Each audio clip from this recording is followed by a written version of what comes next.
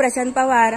आजच्या या BCG लसच्या कार्यक्रमाविषयी आपल्याला माहिती देत आहेत। तर ह्या कार्यक्रमाचा उद्देश काय आहे आणि हा 23 सप्टेंबर कोणत्या कामगिरीनिमित्त इथे मोठ्या प्रमाणामध्ये राबवला जात आहे आणि इथले कोळम ग्रामपंचायतीतली कोळम उपकेंद्रातली बरीचशी माणसं इथे आपल्याला बघायला मिळत आहे। तर ह्या कार्यक्रमाची रूपरेषा आपल्याला डॉक्टर प्रशांत पवार सांगतायत, जरा ऐकूया। आज दिनांक 23 सप्टेंबर 2024 रोजी आपल्याकडे टीबी विरुद्धच्या लढाईमध्ये BCG लस विश्वसनीय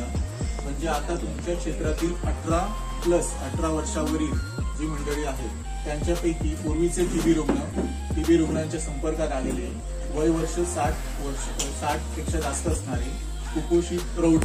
किंवा त्यांचा BMI कमी आहे, धूम्रपान असणारे आणि मधुमेहाचे रुग्ण यांना आपण